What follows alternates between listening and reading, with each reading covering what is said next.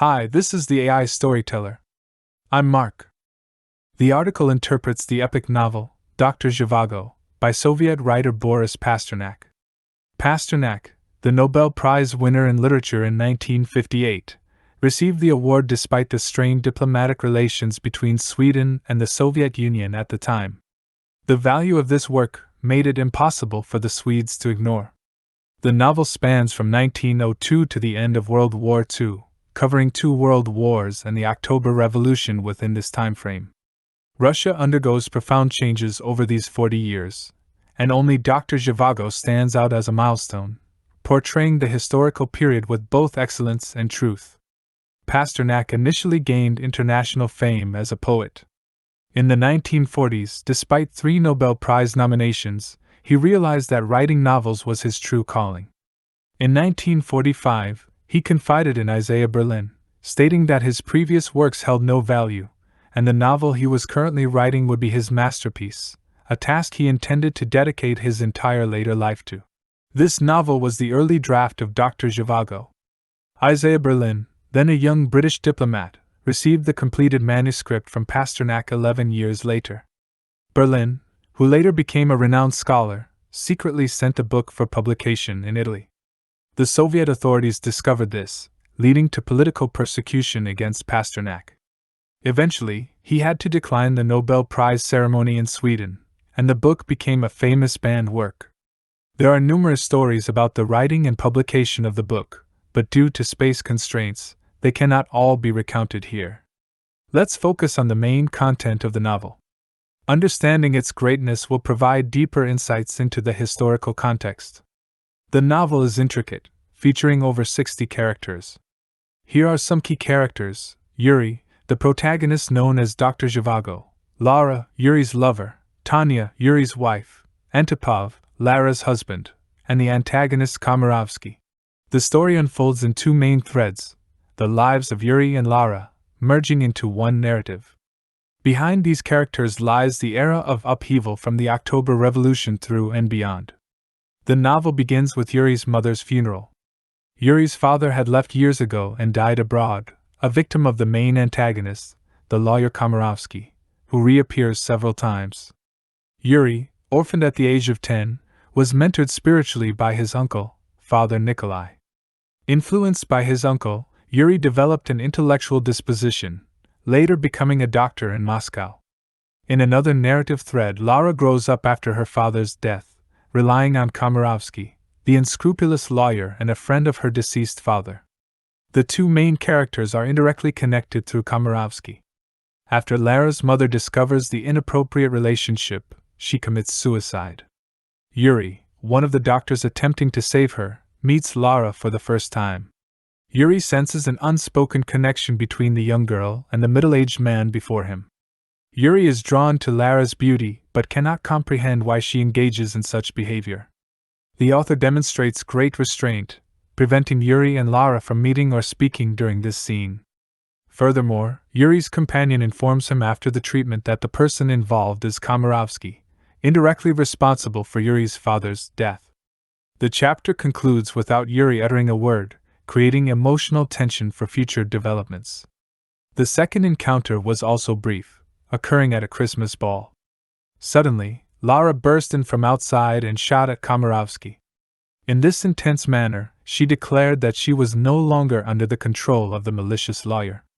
However, she missed her target. Since, in fact, she belonged to Komarovsky, no legal consequences were pursued. Yuri witnessed it all but was powerless. Shortly after, Yuri married his childhood friend, Tanya. Lara also married a worker named Antipov, who had always admired her. They left Moscow and returned to their hometown, a small city called Yuriatin.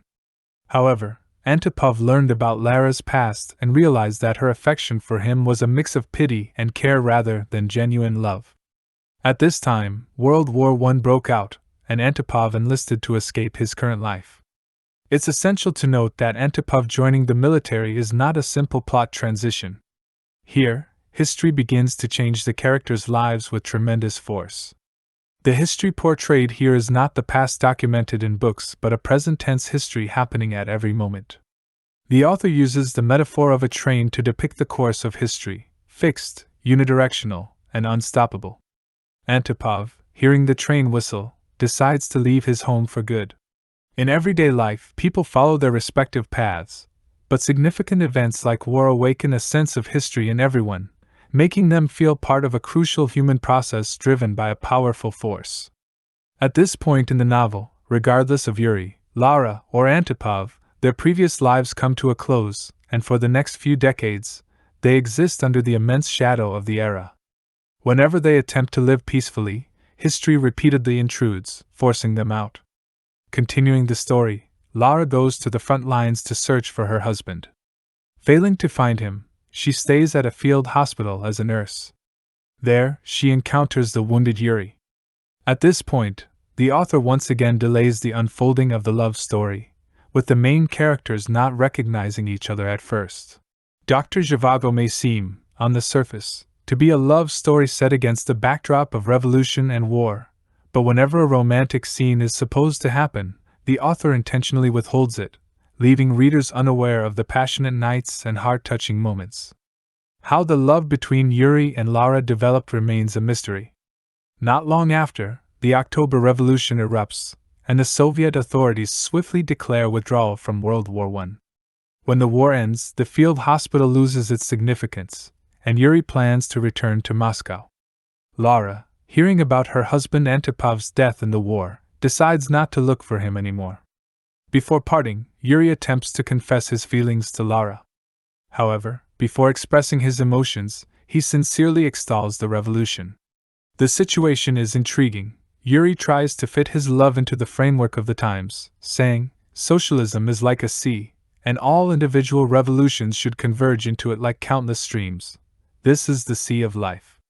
But Lara is uninterested, finding Yuri's portrayal tiresome, and she dismisses him. Back in Moscow, Yuri experiences the real post-revolutionary life. All supplies are scarce, and the family's livelihood depends solely on Yuri's meager income as a doctor. He falls ill with typhoid and lapses into a coma.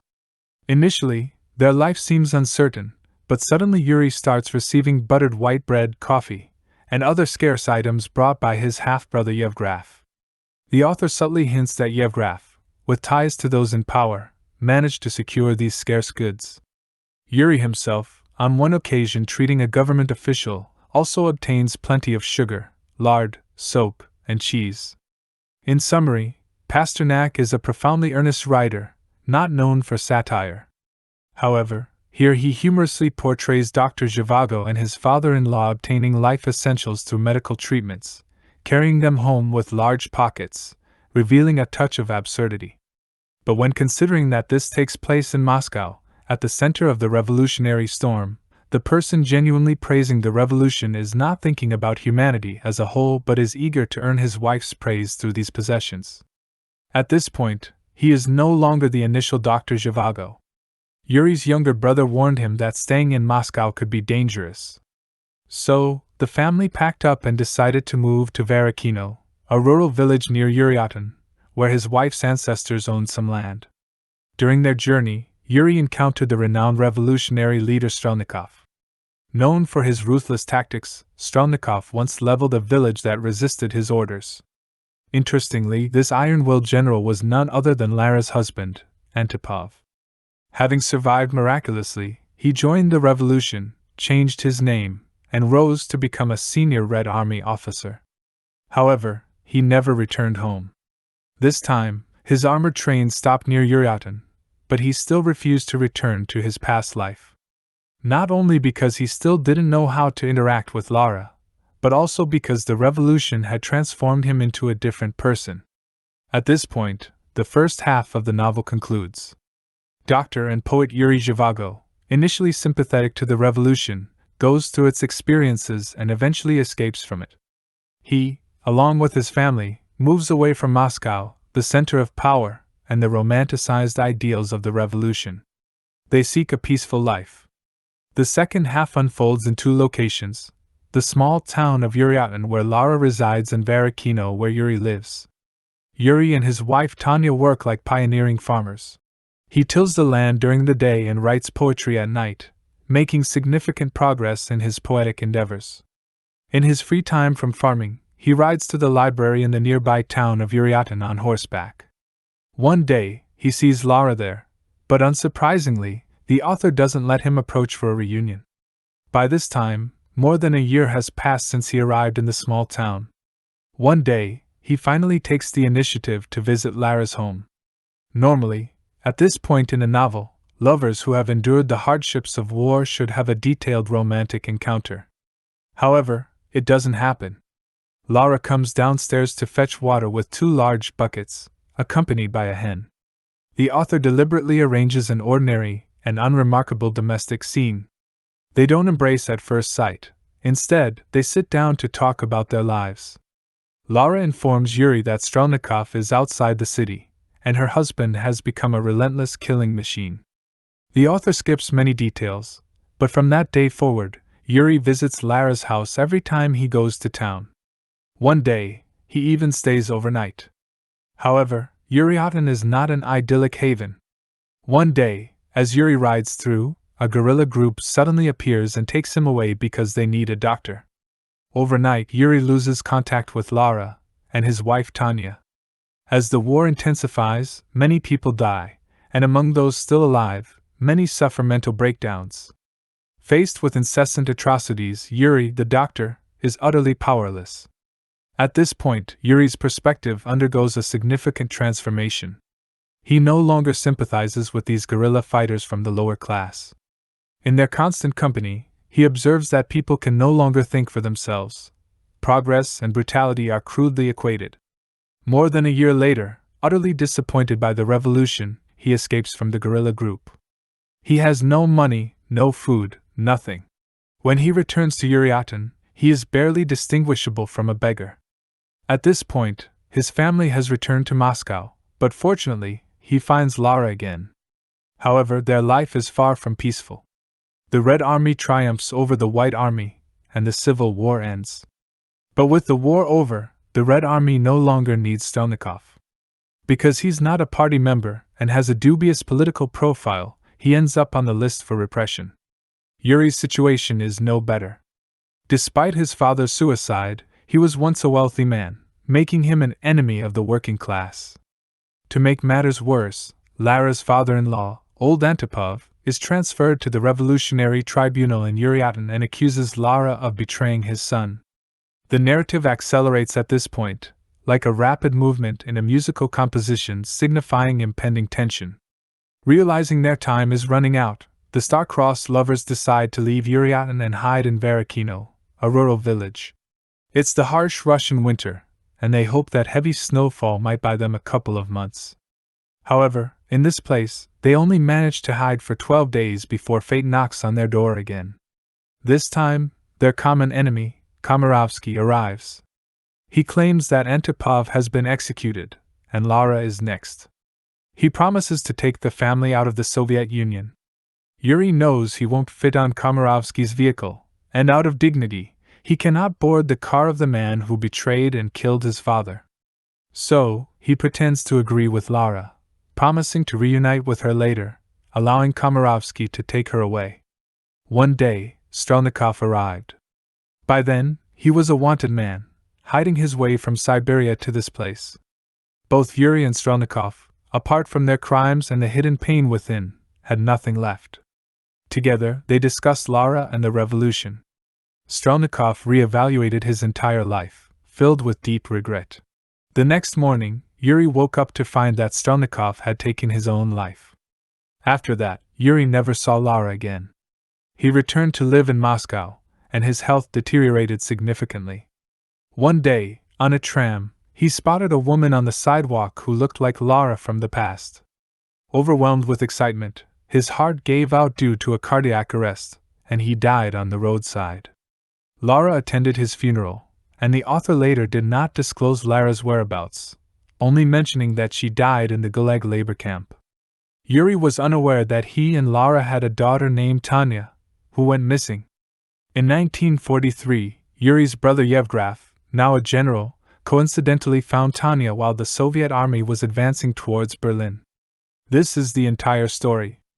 Analyzing this vast spanning epic poses a great challenge, but fortunately, Pasternak left us with subtle clues. The most obvious one is the small town Yuriatan, which in Russian means Yuri's city. Its prototype is the Ural mountain city of Perm, where Pasternak lived. The library where Yuri met Lara is called the Pushkin Library, and this building still exists today. Looking back at the character settings with this perspective, the author dropped hints in the Russian roots of the names. Zhivago corresponds to life. What is life? The premise of life is personal independence in both material and spiritual aspects. In terms of relationships between characters, this is reflected in partners and families. When we first meet Yuri, it's at his mother's funeral, a boy under 10 becoming an orphan, losing everything in his life. He later marries Tanya, not out of love but because Tanya plays the role of a mother figure in his life. He respects his wife deeply, but he cannot love her as he loves Lara. Throughout the plot, Yuri and Lara meet and separate multiple times, with Yuri eventually sacrificing his love like a saint, sending away his beloved with his own hands. As mentioned earlier, Pasternak avoids writing about the romantic details of love because, in his writing philosophy, while love is important, it's only a prerequisite for life. Real life only begins when you are with the one you love. Therefore, he places life in an idealized position for examination. In this novel, life is always a luxury. In the prevailing ideological climate, this view of life contradicts the historical trends. Initially, Yuri approaches the revolution with approval and observation, but in the subsequent war and political struggles, he gradually realizes that the era has not left him, an intellectual, with the distance and position for observation. Since people believe they've discovered the laws of history, everyone must move in that direction. For Yuri, life means having love and personal space, but history's progression doesn't consider these standards. Only those who conform to history can be considered to be living. This is the most significant difference between Yuri, Antipov, and Strelnikov. Both Yuri and Antipov love Lara, but Antipov leaves family life to engage in war and revolution. This marks a major divergence in their life choices when they meet. In their encounter, Antipov relies on historical laws, gaining a new identity with armored trains equipped with cannons and his own command post. Like Yuri and Antipov, who yearned for a sublime and glorious cause from an early age, Antipov found the world much more complex in action. So, he chose a simplified, goal-oriented lifestyle, becoming a ruthless person. This armored train, like himself, moves on fixed tracks, heading in a determined direction. At this moment, Antipov is the embodiment of the will of history, and whoever disobeys him is to be crushed. In the first half of the novel, Yuri passionately discusses philosophy, history, and revolution with his friends. However, in the second half, such discussions nearly disappear. On one hand, he has to struggle for basic survival, often finding himself in the roles of a prisoner and a vagabond. On the other hand, he realizes that such discussions have no place in the ongoing history. History is not an object to be observed, it is a subject, a dark cloud looming over everything. In the face of history, individuals have no standing, they are mere tools for achieving historical goals. During the Russian Civil War, the armored train played a significant role in fighting against the White Army. However, after the war's victory, Antipov, like a retired train, faced the fate of being purged. Because the goals of history changed, and in the new objectives, he became an obstacle to historical progress. Yuri, on the other hand, pursued a personal life, and personal life, to some extent, is anti-historical, anti-temporal. Personal life lacks concrete goals, adversaries and struggles. It is introverted, everyday, while history calls for concentrated, future-oriented, active forces. If one cannot become a part of history, they become the object rejected by history. So, Yuri and Lara are pushed from Moscow to a small town, from the small town to the countryside, and finally, Lara returns to her initial nightmare, back to Komarovsky, from whom Yuri desperately tried to escape. Antipov is forced to commit suicide. This is the outcome individuals have to face when confronted with a compelling historical inevitability. In Yuri's first winter in Verikino, he wrote many opinions about literature and art in his diary. This is the only instance of a first-person narrative in the novel, and considering the semi-autobiographical nature of the work, it is generally believed to represent the author's views. Yuri expressed satisfaction with his situation when writing this passage, never expressing any discontent with leaving Moscow. Instead, he found the source of his literary beliefs in the countryside, rooted in the Russian intellectual tradition represented by Pushkin and Chekhov. The intellectuals in this tradition, unlike Tolstoy and Dostoevsky, were not troubled by concerns about the sublime soul and the salvation of humanity. They were aware of all this, but they would never express it so immodestly. They couldn't afford it, it wasn't their business. Gogol, Tolstoy, and Dostoevsky prepared for death, explored deeper meanings, and summed up the results of their exploration. In contrast, these two authors spent their lives on mundane matters, inadvertently using their beautiful talents for practical tasks, having an entirely personal life unrelated to anyone else. While writing this passage, Yuri was content with his situation. He never expressed any dissatisfaction with leaving Moscow. Instead, he found the source of his literary beliefs in the countryside, rooted in the Russian intellectual tradition represented by Pushkin and Chekhov. The intellectuals in this tradition, unlike Tolstoy and Dostoevsky, were not troubled by concerns about the sublime soul and the salvation of humanity. They were aware of all this, but they would never express it so immodestly. They couldn't afford it, it wasn't their business. Gogol, Tolstoy, and Dostoevsky prepared for death, explored deeper meanings, and summed up the results of their exploration. In contrast, these two authors spent their lives on mundane matters, inadvertently using their beautiful talents for practical tasks, having an entirely personal life unrelated to anyone else. In the first half of the novel, Yuri's strong Tolstoyan humanitarianism mainly comes from his spiritual father, his uncle Father Nikolai.